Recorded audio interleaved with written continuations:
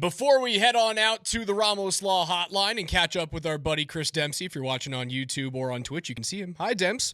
Make sure you guys text in the keyword cheers on an Avs Ticket Tuesday. That is cheers. It's what we're doing because Nikola Jokic dodged major structural damage in his knee. We are having a cheers. CHEERS. That's your 1020 keyword.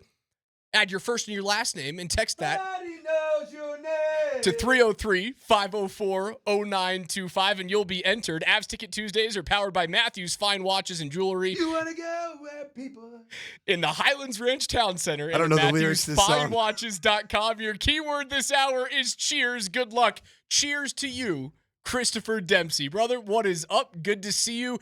Thank goodness Nikola Jokic is okay. I know, right?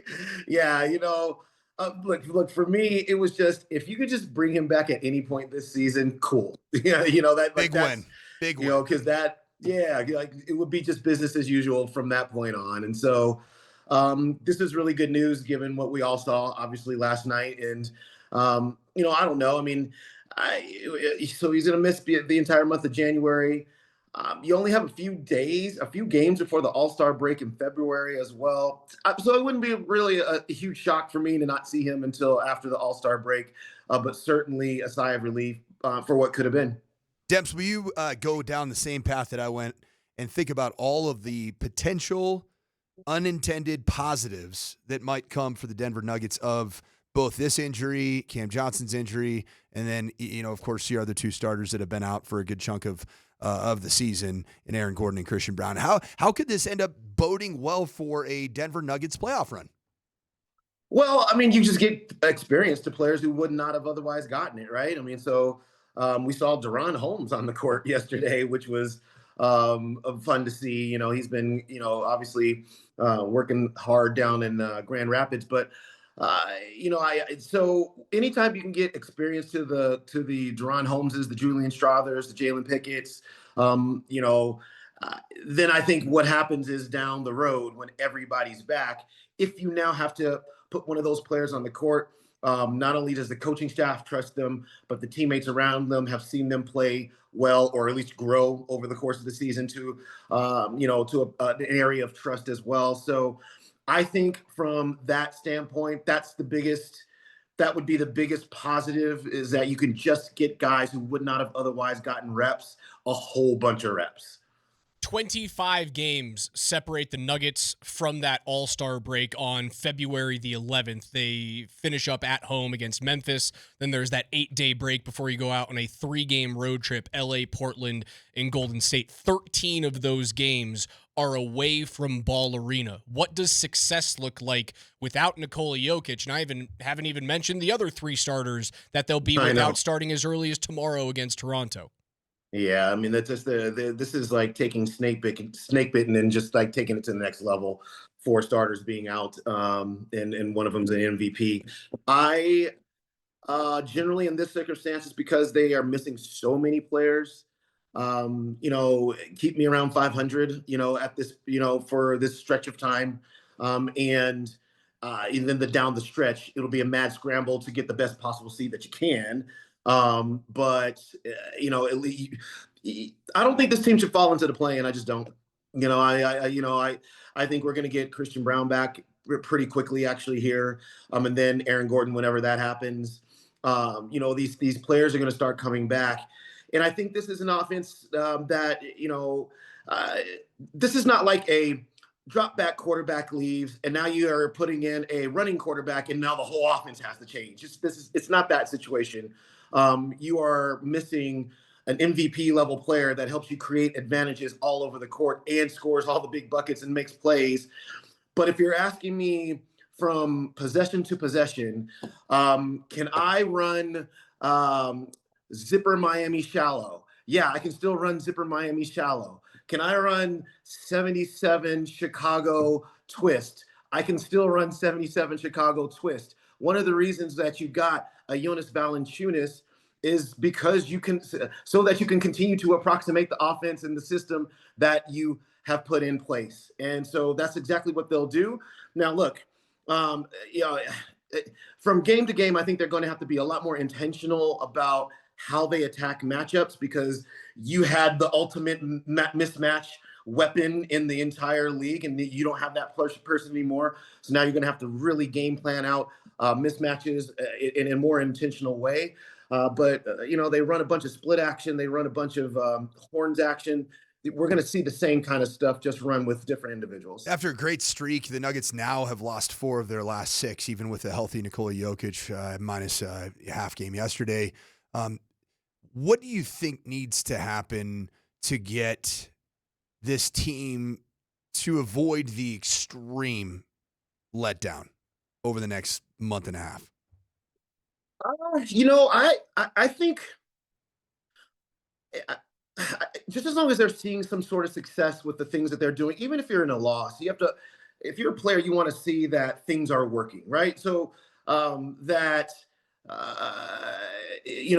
generally speaking, the game plans are right. What you got, the concepts are leading you to places of success. And so now you just got to worry about the detail items to make sure that you are getting over the finish line with actual wins. And I think mentally speaking, that will put the players in a really good space. Now, if you get out there and all of a sudden everything just starts falling apart everywhere, and you feel like you don't actually have answers for what other teams are now presenting you with, that becomes a problem in terms of, not just complacency, but what are we doing out here? And are we okay? And all those things start to creep into your minds. And so I would say this road trip was going to be very interesting. It was always going to be interesting. That's obviously going to be really, really interesting. But because I think what we want to see is that the Nuggets can continue to operate in a way that gives them chances to win these games. And these are good teams that they're playing on starting tomorrow in Toronto against a really good Toronto Raptors team. These are teams that are going to really show them where the weaknesses are, where they can shore things up, and how they have to go forward, without Nikola Jokic. Dempsey, you know this about me. One of my favorite words in sport is respond. And I watched the post-game press conference yesterday. First time NBA head coach with no interim tag. And David Adelman, boy, did he just seem reassuring in a time that is so incredibly daunting for any leader.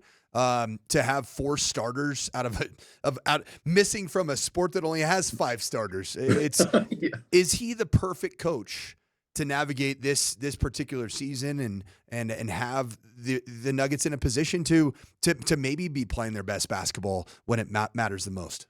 Yeah, sure feels like it, doesn't it? When he sits up there and he says, "Look, I think the part that really resonated with me was when he basically said, look, how you play, you honor the players who are out with how you play while they're gone." And wow, I mean, like no truer words, have been said. I mean, we see a lot of teams just kind of fall apart or not play as well or whatever, or feel down about their situation in a way that negatively impacts how they go forward on a court, on a field, on a diamond, on the ice. And that's just not where David Adelman's head's at. And, he's going to keep this team. He's just been very good. I think one of the most impressive things that I didn't know about him, that we've learned about him in the short time that he has been the head coach, is he's very, very perceptive about the mental state of players, the dynamics of a locker room, the not getting too high or too low game to game, understanding why you won or why you lost, and using that as information to move on. And that is reassuring. You just said that a couple of minutes ago. It's reassuring to players. It's reassuring to everybody else. We care about the Nuggets, and it's reassuring to us as well. But also, it's genuine and real. He's not just saying words. It's how he lives, it's how he operates this basketball team. And I would expect that they will be ultimately fine. I think, you can't lose this many players and just be A-okay, even if you have great depth. But I think as they start to get players back, they'll be ultimately fine. And their championship aspirations will still be right all ahead of them. Chris Dempsey is our guest on the Ramos Law Hotline. It is an Abs Ticket Tuesday. Your first keyword here on the morning sprint is cheers. Text cheers to 303-504-0925. So in that same vein, Demps, was last night just simple shock? Is that why it fell apart? Because they had a wonderful comeback in that second quarter, down by a bunch, tied that thing up at 63, and you went, oh, here come the Nuggets. They're going to get back on track. They're going to win after dropping that first one in their 2-game set in Florida, and then it just fell apart. Was it simple, just, oh my God, the best player on planet Earth is done, and we don't know if he's gone for a day, a month, or a year? Yeah, I think that was part of it, Raj. I really do. And then I think also having to really quickly adjust on the fly. They didn't do that well yesterday. I mean, if we're just being quite honest. And so, and then on top of that, it's just the Miami Heat. It would just be easier if they played a team that walked it up the court, set it up so that you could set your defense and like be very, you can breathe. But the Miami Heat just don't let you breathe at all, man. And they did such a great job of pushing the pace to just like the Flash kinds of levels, then spreading you out and making you guard in space, making you have to one-on-one guard all the time. And well, okay, but now you're missing 4 guys. Three of them are your 3 best defensive players, and you just can't guard in space like that for another 24 minutes against a team like that. And then they were just super hot from 3. So I think it was like all those things rolled into one. But I do think that one of the things right off the top was, okay, are we going to be fine without Jokic? And then it seemed like they kind of were, and then they just weren't. And it kind of snowballed from there. I mean, you saw how fast David Adelman took the starters out in the fourth quarter. I mean, I think it was like 6 minutes left. So everybody just needed to regroup after that. It was just a bad team to have to play in the second half, given how they play. They're going to face a similar style team actually tomorrow, but at least they will have had a day to absorb all of this and to get themselves back in a better headspace. And I expect a more complete effort from that team tomorrow. Demps, where do you see the health right now of both Jonas Valanciunas and Deron Holmes, it's particularly in these next 6 weeks in terms of the Nuggets being able to count on their availability on a night-in, night-out basis? So I'm not super sure about what their plan is with Deron Holmes because he just hasn't played. And through all these injuries, this was like one of the first times we've seen him. So I'm just going to put him on hold, and we'll just wait and see.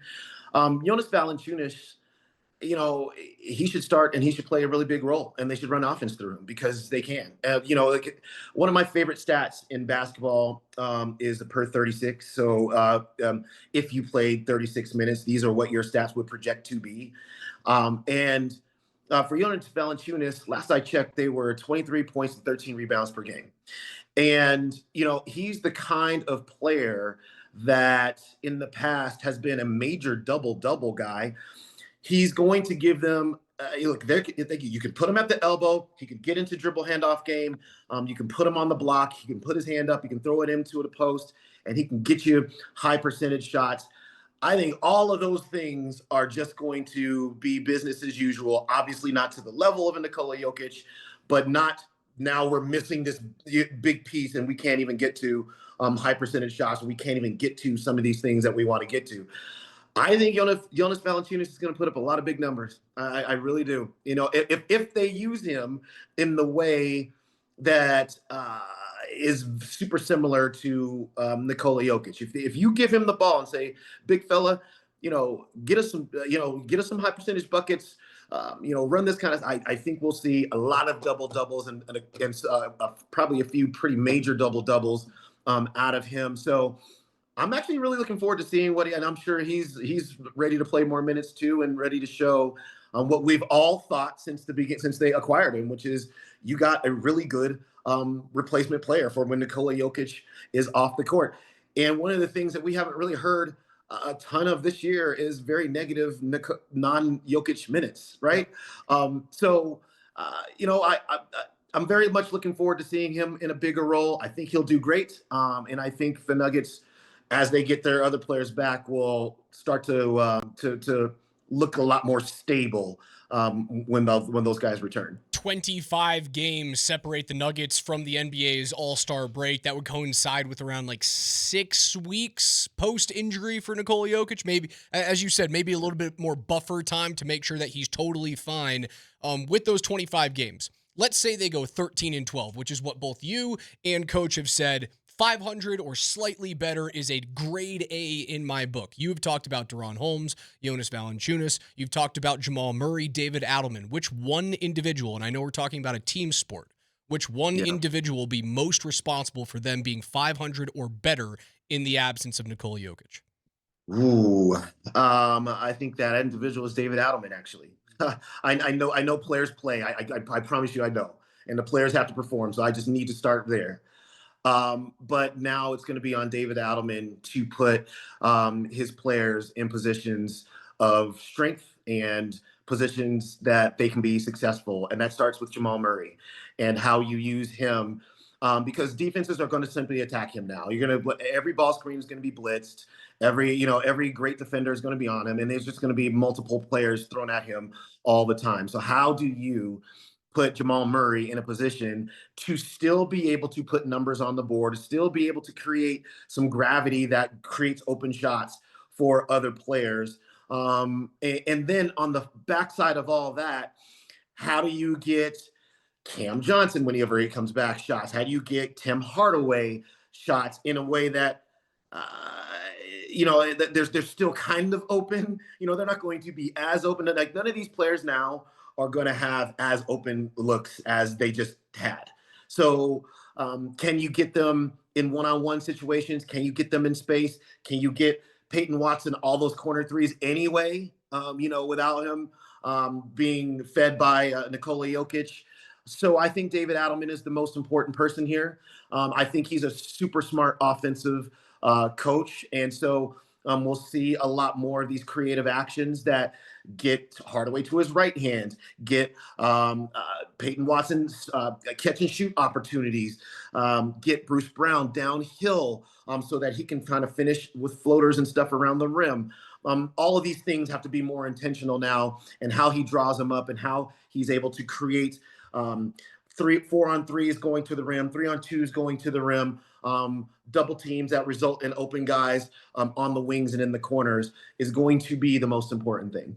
He is my favorite basketball mind and yours. That's Christopher Dempsey of Altitude TV. Follow him on Instagram at Chris A. Dempsey. Watch him every single Nuggets game on Altitude. Demps, we appreciate you, man. Hadn't seen you before Christmas, but Merry late Christmas and a Happy New Year to you, man. And all I got to say, Demps, is cheers. Cheers to a Happy New Year to Cheers. my guy, because it's our keyword, man. Yeah. And there's nobody I want to cheer. There's nobody I want to cheer with more than a member of my own Cheers bar himself, Chris Dempsey. Everybody knows your name.